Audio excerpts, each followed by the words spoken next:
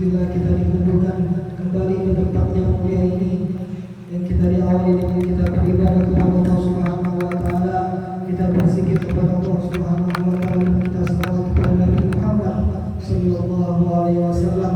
Dan mudah-mudahan dengan kumpulnya kita di tempat yang mulia ini diberikan kita panjang umur, diberkahi umur kita, diampunkan dosa-dosa kita, diberikan kita rahmat oleh Allah Subhanahu wa taala. Dan mudah-mudahan dengan segala kumpul kita di sini, segala hajat-hajat dan doa-doa kita dikabulkan oleh Allah Subhanahu wa taala. Dan juga mudah-mudahan kita dimudahkan segala urusan kita, maupun urusan dunia dan urusan akhirat. Amin amin ya rabbal alamin. Alhamdulillah, insyaallah kita akan ambil keberkahan ini. Kita akan lanjutkan kajian kita, kajian kitab Ar-Risalatul Jamiah yang dikarang oleh Al-Imam Al-Allamah Al-Habib Abdul Zaid Al-Habsyi. Dan sebelum kita mulai nanti dan kita lanjutkan kajian kita bertawassul kepada beliau, kita meminta keberkahan kepada beliau, dan kita mendapatkan keberkahan, dan kita mendapatkan ilmu dari Allah Subhanahu wa taala. Bismillahirrahmanirrahim. Al-Fatihah ala habibina wa syarifina Muhammad sallallahu alaihi wasallam wa abai wa ikhwanina al-muslimin wa azwajihi wa dhurriyyatihi wa ahli baitihi at-tahirin wa ila ruhi ilahi wa mahdi Muhammad bin Isa wa ila ruhi Muhammad bin Ali Ba'alawi wa ila ruhi وإلى نور المصيح والباقي والمرسلين وإلى صحيح الكتاب الحبيب أحمد بن زيد وعلى عبد الله الحبشي وجميع سادتنا وعلى رسولهم والفقرين ومن الله لهم في الجنة وللأسف الأسباتين وإذا وفى سنتين وأحفظ المؤمنين ويكون الملائكة والعليم وبركاتهم وأصهارهم وأموالهم وعلومهم ونفعت في الدنيا والآخرة وجعلني سادتنا عن العليم ومن ومشايخنا وجدادنا وجداتنا ووالدنا وكما صلى الصالحين وسلم إلى حد وصل وسلم السيد الفاتحة. أعوذ بالله من الشيطان الرجيم. بسم الله الرحمن الرحيم. الحمد لله رب العالمين الرحمن الرحيم مالك يوم الدين إياك نعبد وإياك نستعين اهدنا الصراط المستقيم صراط الذين أنعمت عليهم غير المغضوب عليهم ولا الضالين. Bismillahirrahmanirrahim. Bapak-bapak dan ibu yang Allah Subhanahu wa taala, sebulan yang lalu kita telah bahas tentang hamdalah. Alhamdulillahirabbil alamin. Yang disebutkan dalam kitab Alhamdulillahirabbil alamin hamdan wa fi ni'amahu wa yukafi mazidah. Dan hamdalah ini termasuk hamdalah yang paling istimewa daripada hamdalah yang lain, karena maknanya sangat mulia. Bahwa sebenarnya dengan pujian Allah Subhanahu wa taala, dengan pujian itu yang menyamai kepada Allah Subhanahu wa taala, dan yang menyamai tambahan nikmat yang Allah akan berikan kepada seorang hamba itu.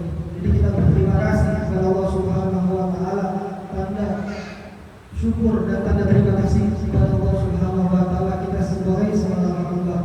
Maka sedikit dari orang-orang yang selalu bersyukur kepada Allah Subhanahu wa taala, sampai Allah Subhanahu wa taala berfirman, "Qalilun min ibadiy syukur." Sedikit dari hamba-hamba yang orang yang bersyukur. Maka mudah-mudahan kita semua sebagai orang hamba yang bersyukur kepada Allah Subhanahu wa taala. Amin ya rabbal alamin. Dan kemudian kita lanjuti baca kita Bismillahirrahmanirrahim. Wassallallahu ala sayyidina Muhammadin wa ala alihi wa sahbihi wasallam. Qala Rasulullah sallallahu alaihi wasallam, talabul ilmi fardun ala kulli muslim. Wa qala sallallahu alaihi wasallam, man salaka tariqan yaltamisu fihi ilman salakallahu bihi tariqan ila jannah. Wa ba'du fa hadhihi al-masail mukhtasaratan min ba'di kutubi hujjatul Islam al-Ghazali ghaliban man arafaha wa amila biha ila Allah yakuna min ilmin zahiran wa batinan wa billahi taufiq. Dan beliau pengarang beliau Habib Ahmad bin Zaid melanjutkan setelah memulai dengan Bismillahirrahmanirrahim, habis itu Alhamdulillah, dan beliau bersalawat kepada Nabi Muhammad sallallahu alaihi wasallam. Wassallallahu ala sayyidina Muhammad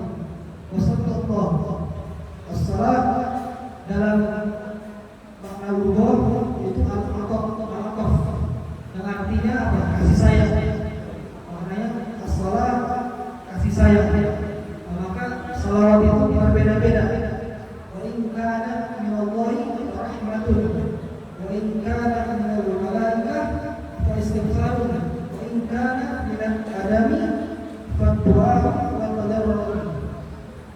Maka jika salawat itu dari Allah Subhanahu wa taala, maknanya rahmat, kasih sayang dari Allah Subhanahu wa taala kepada Nabi Muhammad sallallahu alaihi wasallam, maka kemudian dita'zim, yaitu dengan penuh kasih sayang kepada Allah Subhanahu wa taala, dengan keagungan dan kemuliaan kepada Nabi Muhammad sallallahu alaihi wasallam. Maka selawatnya Allah Subhanahu wa taala kepada Nabi Muhammad sallallahu alaihi wasallam itu mengagungkan, memuliakan Nabi Muhammad sallallahu alaihi wasallam sampai kapanpun itu. Maka jika seseorang adanya di mana Allah Subhanahu wa taala berselawat kepada Nabi Muhammad sallallahu alaihi wasallam, apakah seperti kayak kita? Allahumma shalli ala sayyidina Muhammad? Bukan. Selawatnya Allah Subhanahu wa taala tidak ada kata dan tidak ada lafaz. Tetapi dengan rahmatnya Allah Subhanahu wa taala untuk kemuliaan, untuk memuliakan Nabi Muhammad sallallahu alaihi wasallam. Sampai Allah Subhanahu wa taala berfirman, "Wa rafa'naka dzikrak." Maka aku angkatkan engkau wahai Muhammad dengan keagunganmu, dengan sebutan yang disebutkan pada umat Nabi Muhammad sallallahu alaihi wasallam. Maka itu selawatnya Allah kepada Nabi Muhammad sallallahu alaihi wasallam dengan rahmatnya dan kemuliaan kepada Allah Subhanahu wa taala kepada Nabi Muhammad sallallahu alaihi wasallam. Dan kemudian selawatnya malaikat kepada Nabi Muhammad sallallahu alaihi wasallam gimana? Selawatnya kepada malaikat kepada Nabi Muhammad yaitu istighfar. Walaupun Nabi Muhammad sallallahu alaihi wasallam tidak mempunyai dosa, maupun dosa besar ataupun dosa kecil, akan tetapi mereka sama malaikat selalu berselawat kepada Nabi Muhammad sallallahu alaihi wasallam dengan istighfar, selalu beristighfar kepada Allah Subhanahu wa taala untuk Nabi Muhammad sallallahu alaihi wasallam. Maka sebagaimana Allah Subhanahu wa taala berfirman, "Innallaha wa malaikatahu yusholluna 'alan nabi, ya ayyuhalladzina amanu shallu 'alaihi wa sallimu taslima." Apa maknanya selawat di sini? Selawat yusholluna 'alan nabi, jadi Allah Subhanahu wa taala selalu berselawat kepada Nabi Muhammad sallallahu alaihi wasallam, mengagungkan Nabi Muhammad sallallahu alaihi wasallam sampai kapan?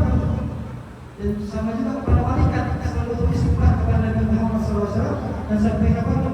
Maka Allah Subhanahu wa taala memerintahkan kita, menyuruh kita untuk selalu berselawat kepada Nabi Muhammad sallallahu alaihi wasallam. Dan kemudian manusia, bagaimana manusia seperti kita umat Nabi Muhammad sallallahu alaihi wasallam berselawat kepada Nabi Muhammad dengan cara apa? Yaitu pada doa. Jadi meminta kepada Allah Subhanahu wa taala, berdoa kepada Allah Subhanahu wa taala. Itu selawatnya seorang hamba umat Nabi Muhammad sallallahu alaihi wasallam, seorang muslim. Jadi seorang muslim berselawat kepada Nabi Muhammad itu berdoa. Jadi kita meminta kepada Nabi Muhammad, meminta keberkatan kepada Nabi Muhammad sallallahu alaihi wasallam agar apa?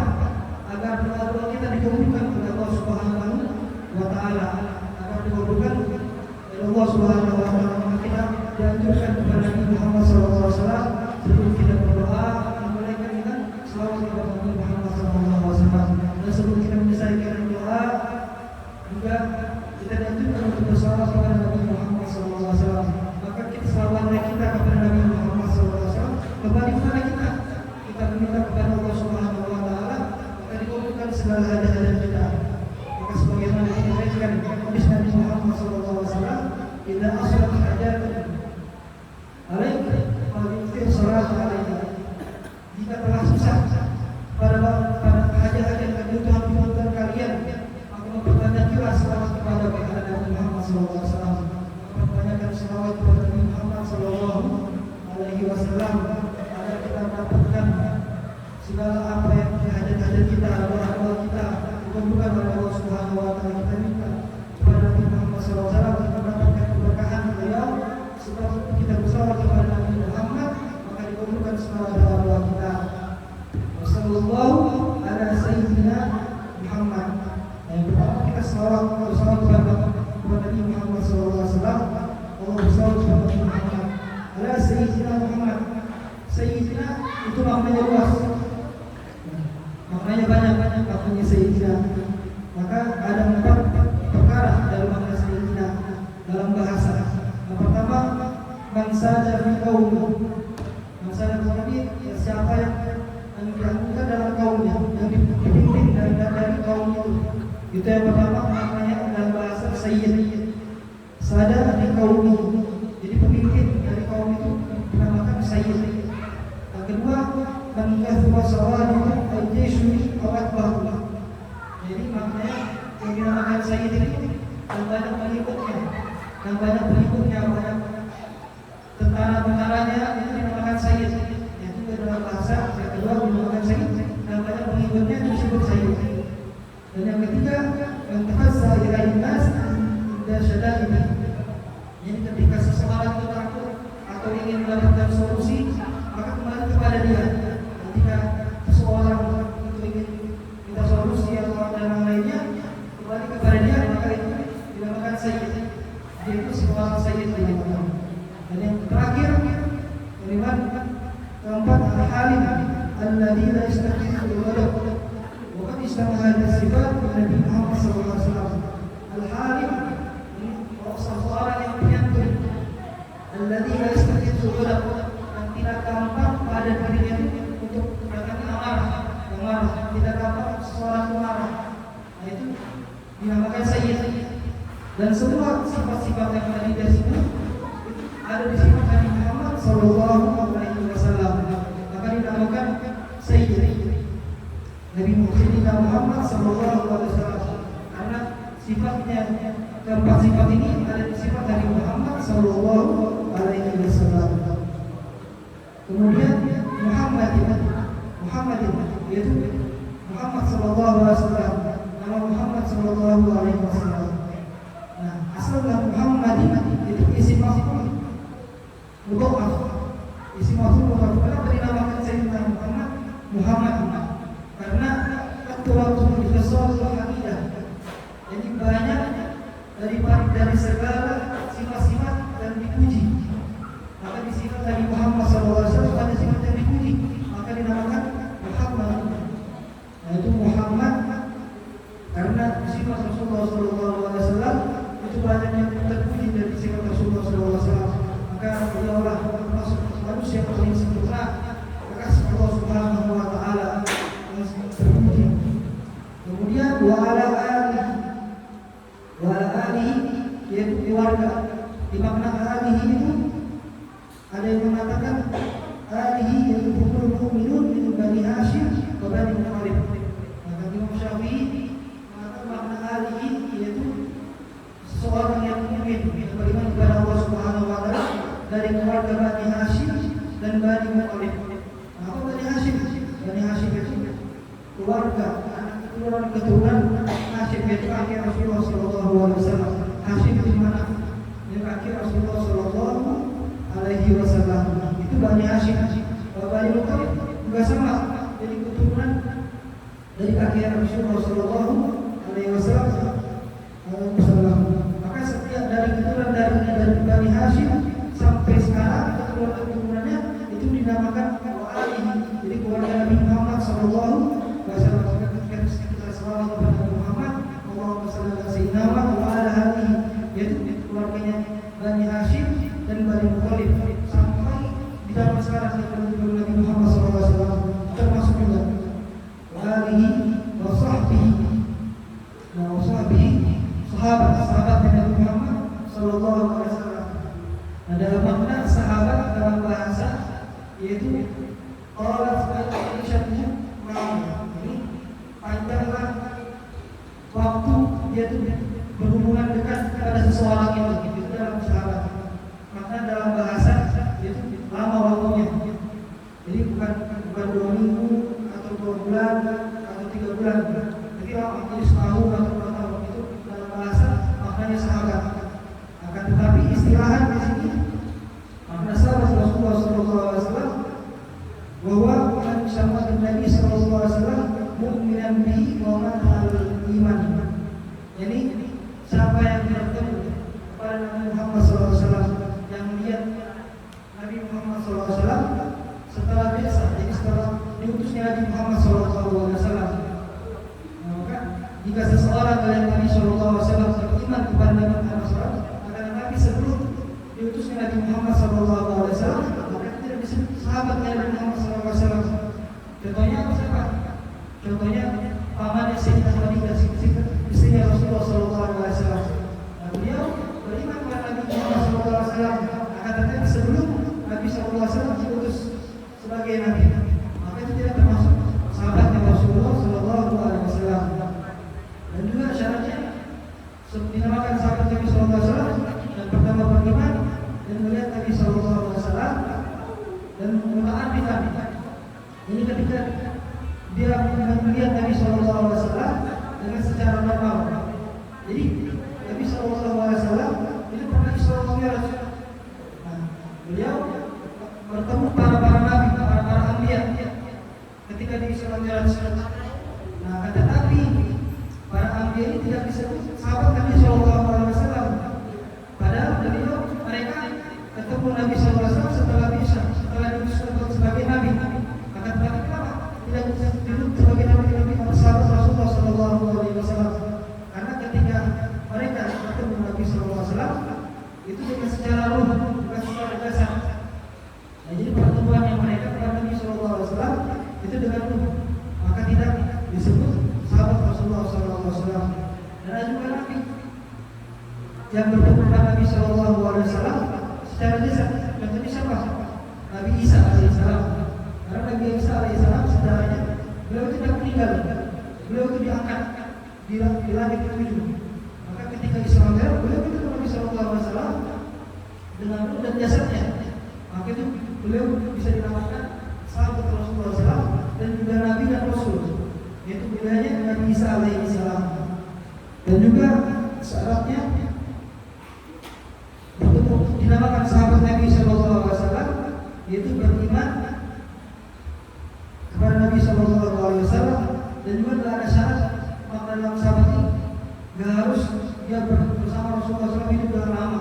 Tidak disyaratkan walaupun dia sebentar melihat Rasulullah SAW kemudian dia pergi jauh tidak bertemu lagi sama Rasulullah SAW, tidak meriwayatkan hadis, maka tetapi dia tetap beriman sampai dia meninggal akhirnya, maka itu juga disebut sahabat Rasulullah SAW. Dan juga yang disebut sebagai sahabat Rasulullah SAW sebagaimana para aulia, para orang solihin, dia bertemu Nabi SAW secara mimpi atau yang tetap secara terjaga. Nah, beliau beriman kepada Nabi SAW, beriman setelah diutusnya Rasulullah SAW, dan juga beliau bertemu Rasulullah SAW akan tetapi secara mimpi atau secara terjaga. Nah, itu tidak dinamakan sahabatnya Rasulullah SAW. Nah, kemudian wa ala alihi wa sahbihi wasallam. Assalam yaitu lugatan al-aman, dalam bahasa yang al-aman, keselamatan, wa syar'an al-aman min jamil afat, yang terselamatkan dari segala penyakit-penyakit. Itu salam. Jadi maknanya salam dan istilahannya dalam syariatnya itu terjaga dari segala penyakit. Maka ketika kita selawat kepada Nabi Muhammad SAW, kita salawat kepada Nabi SAW, maka itu seakan-akan kita memberi salam, kita meminta keselamatan untuk diri kita itu daripada segala penyakit. Maka kita sebut Allahumma shalli ala sayyidina Muhammad wa ala alihi wasallam, kita minta kepada Allah Subhanahu wa taala berkat Nabi SAW kita mendapatkan keselamatan di dunia maupun di akhirat. Nah, itu selawatnya. Jadi beliau mulai dengan Bismillahirrahmanirrahim, kemudian dengan Alhamdulillah, dan kemudian bersalawat kepada Nabi Muhammad SAW. Kemudian beliau menulis dalam kitab ini hadis Rasulullah SAW. Kalau Rasulullah SAW, kalau bertakni tariqatu ala kulli muslim. Rasulullah SAW telah bersabda, kalau bertakni tariqatu, kalau jadi menuntut al-ilmi fariidatan, menuntut ilmu itu wajib. Apa maknanya dalam sini al-ilmi? Maka di sini disebutkan thalabul ilmi, ada alif lam, tambahannya alif lam, al-ilmi. Jadi maknanya at-ta'rif. Mana arif dikhususkan. Jadi tidak semua ilmu yang diwajibkan seseorang mukmin tidak diwajibkan untuk menuntut semua ilmu. Jadi ada dikhususkan. Apa itu ilmunya? Yaitu ilmu syariat, ilmu agama. Contohnya kita cara berwudu, cara kita membersihkan hadas besar, hadas kecil, kemudian kita gimana cara kita sholat, cara kita puasa, cara kita haji, lalu itu gimana cara kita jual beli. Nah itu diwajibkan untuk seseorang muslim maupun perempuan atau laki-laki diwajibkan. Kalau ilmi faridatun ala kulli muslim, yang diwajibkan untuk menuntut ilmu ada seseorang yang laki-laki maupun seorang muslim atau seorang muslimat, maka diwajibkan. Akan tetapi dalam hadis Rasulullah SAW tidak semua ilmu cuma yang dikhususkan, jadi syariatnya yang telah disebutkan. Kemudian Rasulullah SAW man salaka tariqan yaltamisu fiha ilman sallallahu bihi tariqan ila jannah. Dan kemudian Rasulullah SAW bersabda, man salaka, barang siapa yang mencari, salaka tariqan berjalan, dan mencari dalam perjalanan yaltamisu, dan menuntut atau mencari pihak pada perjalanannya itu ilmu yang dalam ilmu ini yaitu ilmu syariat, gimana cara kita berwudu, cara kita memperbaiki diri dalam agama, jual beli, ataupun cara kita berhaji, cara kita berzakat, cara kita bersolat. Nah itu barang siapa dan berjalan atau mencari untuk menuntut ilmu dalam jalannya itu, sallallahu bihi tariqan ila jannah, maka Allah akan mudahkan perjalanannya itu untuk menuju surga Allah Subhanahu wa taala. Jadi barang siapa yang menuntut ilmu, maka Allah akan mudahkan untuk jalannya menuju Allah Subhanahu wa taala. Jadi ada dua faedah.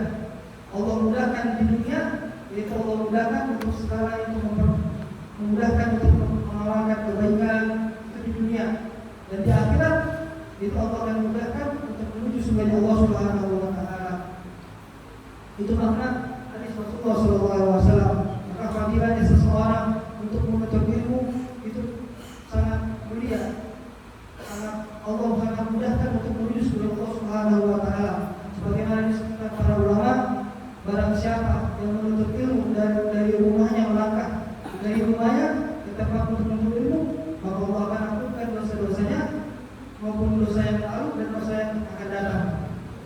Dan juga sebagaimana firman Allah Subhanahu wa taala, "Yarfa'ul ladzina amanu minkum wal ladzina utul ilma darajat." Allah akan muliakan dari antara kalian, yarfa'ul ladzina minkum, dari sebagian kalian. Siapa yang dari sebagian kalian? Yaitu ketika datang di majelis, dia memberi uang untuk saudaranya untuk masuk bisa duduk dalam majelis itu. Kemudian wal ladzina utul ilma darajat, yang menuntut ilmu, yang diberikan ilmu, maka Allah akan angkatkan derajatnya, Allah angkatkan kedudukannya di sisi Allah Subhanahu wa taala. Dan juga di dalam riwayat hadis, siapa yang menuntut ilmu, maka Allah Subhanahu wa taala malaikat melebarkan sayapnya malaikat bagi orang-orang yang menuntut ilmu. Jadi seakan-akan dia berjalan di sayapnya malaikat itu, sebagaimana orang-orang yang menuntut ilmu. Dan juga seseorang yang menuntut ilmu itu dia meninggal dalam keadaan syahid. Jadi dalam seakan-akan dia dalam perjalanan di jalan Allah Subhanahu wa taala.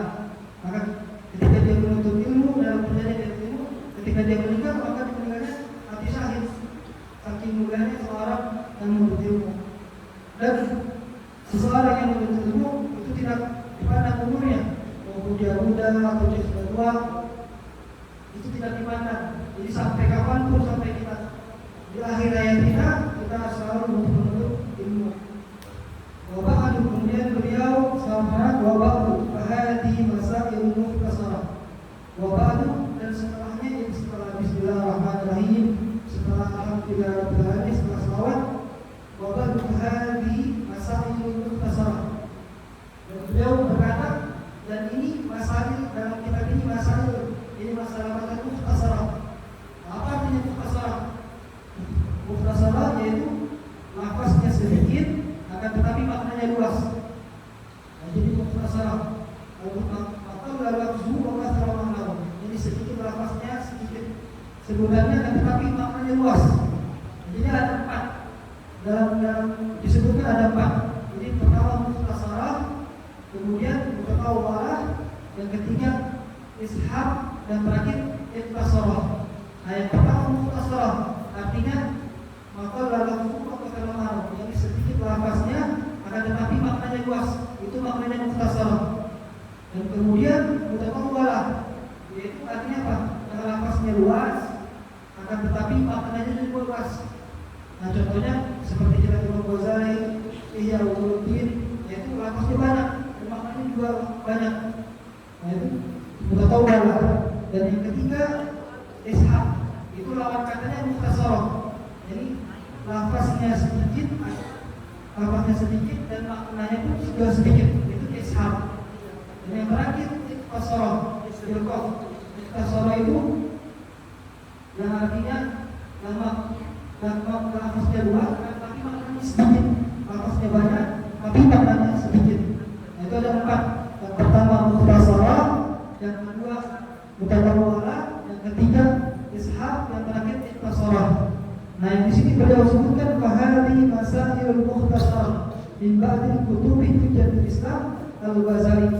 Nah, ini dalam kitab ini masalah-masalah yang lafaznya sedikit tetapi maknanya luas min ba'dil kutubi hujjatul Islam, dari sebagian kitab-kitabnya Hujjatul Islam Al-Imam Ghazali, yaitu dari kitab Imam Ghazali. Jadi beliau mungkin dari sebagian kitab-kitab Imam Ghazali, beliau ambil dari kitab Imam Ghazali untuk dikarang di kitab ini.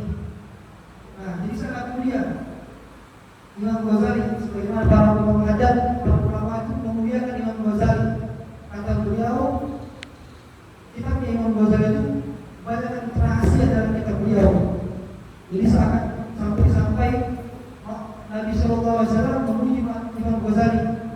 Itu ada diceritakan, ada kisahnya. Jadi ketika itu Imam Ghazali itu bermimpi Nabi Sallallahu Alaihi Wasallam, dan juga di waktu itu ada Nabi Isa alaihissalam, dan Nabi Isa bertanya kepada Nabi Muhammad Sallallahu Alaihi Wasallam, "Hai Rasulullah Sallallahu Alaihi Wasallam, wahai Nabi Muhammad, siapa yang paling agung di zaman ini? Di zaman sekarang, di zaman ini, siapa yang paling agung, yang paling kau bahagiakan?" Dan ketika itu Nabi Sallallahu Alaihi Wasallam memanggil Imam Ghazali, dan Imam Ghazali bernama Muhammad bin Muhammad. Ini nama beliau Muhammad, nama bapaknya beliau Muhammad, dan nama kakeknya beliau Muhammad. Maka dijuluki Hujjatul Islam. Maka Imam Ghazali maka dijuluki seperti Hujjatul Islam. Di zamannya beliau itu sebagai imam besar, zamannya itu Imam Ghazali. Waktu Abu Hamid, dan dijulukan juga Abu Hamid. Dan nama beliau Muhammad bin Ahmad Al-Ghazali. Wida sanad 400, dilahirkan di tahun 450 Hijriah dan meninggal di tahun 505 Hijriah.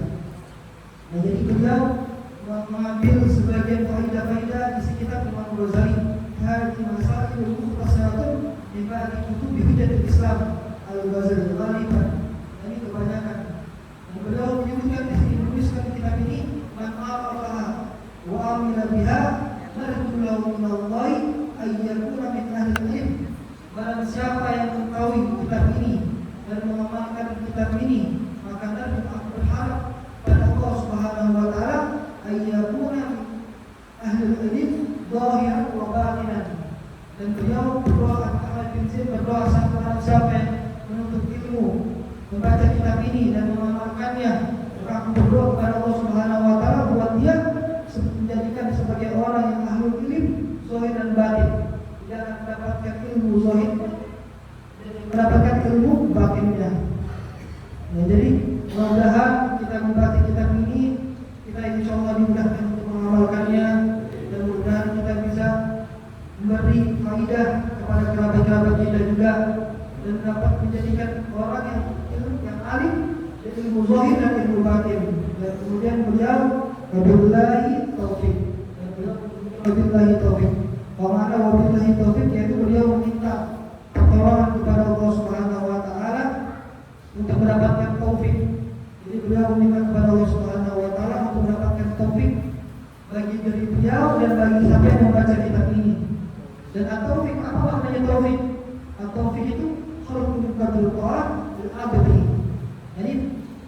menciptakan untuk kemampuan seorang hamba itu untuk selalu taat kepada Allah Subhanahu wa taala. Nah, itu maknanya taufik. Jadi jika seseorang mempunyai kemampuan untuk selalu bertaat kepada Allah Subhanahu wa taala, selalu melakukan perbuatan kebaikan, maka dalam diri itu ada taufik. Jadi sangat menunjukkan taufik ini sampai-sampai Allah Subhanahu wa taala sebut di firman Allah Subhanahu wa taala cuma sekali, wa ma taufiqi illa billah. Jadi cuma sekali doang Allah sebutkan di firman Allah Subhanahu wa taala di dalam Al-Qur'an. Maka para ulama mengatakan yang paling mulia yang Allah turunkan dari langit ke bumi itu apa? Taufik. Dan yang paling mulia dari bumi ke langit dan naik langit itu apa? Al-ikhlas. Nah, jadi seseorang yang mendapatkan taufik itu sangat mulia diberikan oleh Allah Subhanahu wa taala. Nah, apa lawan katanya taufik? Lawan katanya taufik itu al-khidlan. Ini qalbul ma'asi abdi. Jadi Allah ciptakan seseorang itu untuk dimudahkan untuk bermaksiat. Itu al-khidlan, lawan katanya taufik. Maka jika seseorang dimudahkan untuk selalu bermaksiat, maka dia mendapatkan al-khidlan. Alhamdulillah min dzalik. Maka itu namanya taufik. Kemudian Allah Subhanahu wa taala memberikan kita taufik dari Allah Subhanahu wa taala. Maka Rasulullah sallallahu alaihi wasallam menganjurkan untuk kita berdoa, Allahumma ya man wafaqa ahlul khair wa annahum bil khair.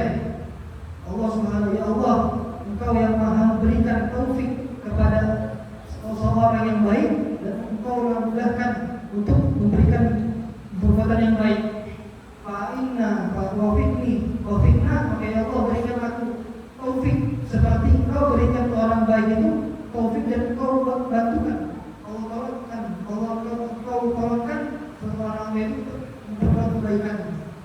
Allah yang wafaqa alal khair wa innahum wafiqna alal khair wa innahum. Ya Allah mudahkan, ya Allah berikan kita taufik dan mudahkan untuk memperbuat baik. Maka Rasulullah SAW menganjurkan. Apabila tidak ini, insyaallah sampai sini aja kita baca dan insyaallah kita akan lanjutkan nanti itu kita mulai dengan arkan Islam, yaitu rukun Islam. Jadi fondasi seorang Islam nanti insyaallah kita akan lanjutkan. Dan mungkin saya akhirin ada ijazah. Jadi ada ijazah dari hadis musalsal. Jadi ada hadis musalsal yang diriwayatkan dari sahabat Rasulullah SAW, yaitu Mu'adz bin Jabal. Nah, jadi diceritakan ketika Rasulullah SAW memanggil sahabatnya, yaitu Mu'adz bin Jabal. Dia memanggil beliau Mu'adz bin Jabal, maka beliau menyebutkan, ya Mu'adz, inni uhibbuka fillah. Qala tada'anna fi kulli salat fi kulli salat, Allahumma inni ala dzikrika wa syukrika wa husni ibadatik. Ya Mu'adz, bahwa sesungguhnya aku cinta kepada Allah Subhanahu wa taala, maka janganlah kau tinggalkan setiap salat membaca Allahumma inni ala dzikrika wa syukrika wa husni ibadatik. Ya Allah, bantukanlah aku untuk Allahumma inni ala dzikrika, selalu menyebut namamu, dan Allah wa syukrika, dan Allah bantukanlah aku untuk selalu bersyukur kepadamu, wa husni ibadatik, Allah bantukanlah aku untuk selalu memperbaiki cara aku untuk beribadah kepadamu. Jadi ini Rasulullah SAW memberi wasiat kepada sahabatnya, yaitu Mu'adz bin Jabal. Jadi dinamakan para ulama ini hadis musalsal yang selalu bernasab, jadi selalu bersambung nasab ini. Jadi setelah Rasulullah SAW memberikan wasiat kepada sahabatnya yaitu Mu'adz bin Jabal, kemudian Mu'adz bin Jabal sahabat Rasulullah SAW memberi kepada sahabat-sahabat yang lain, kepada murid-muridnya, sampai zaman sekarang sampai kepada ulama-ulama. Nah, jadi Al-Fakir dapat ijazah riwayat hadis musalsal ini ketika saya belajar di Taif. Ya, ketika duduk di pondok itu dibuat acara tentang hadis. Nah, kemudian itu ada secara Zoom, jadi secara online, jadi para ulama-ulama dari Turki, dari Mesir, dari Saudi, dari Jordan itu ada kumpul. Jadi beliau disuruh untuk memberi ijazah kepada yang hadirin dengan hadis itu. Jadi satu-satu beliau memberikan ijazah kepada yang hadir itu. Dan insyaallah saya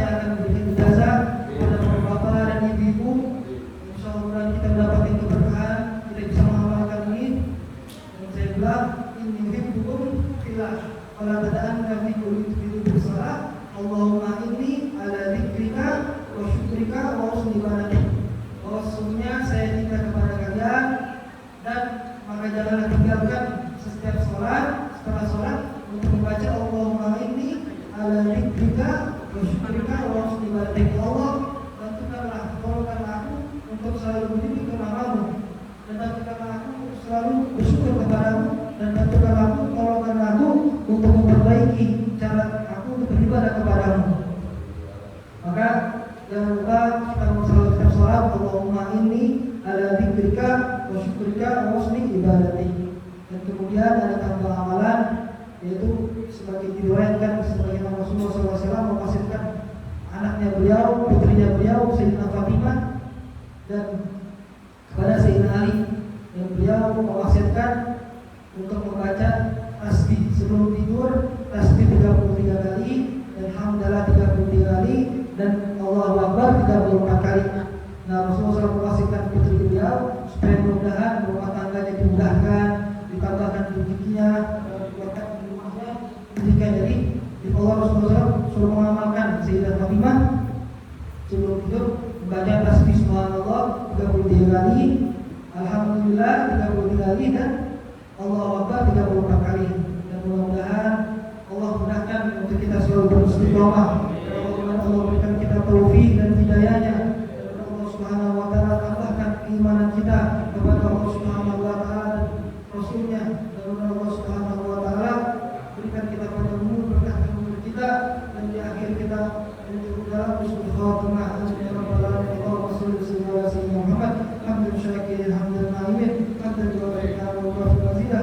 Allahumma shalli ala sayyidina Muhammad nuril ladzi yusri fi salati wa sifati wa ghairihi. Allahumma khairan nabiyyin wa hafzul mursalin wa baligh al-muqarrabin wa fatah ya ali fahimna Allah iftan alayhi wa alayhi. Allahumma inna nas'aluka ilman wa dinni wa rahmatan fi hadhihi al-ghanim.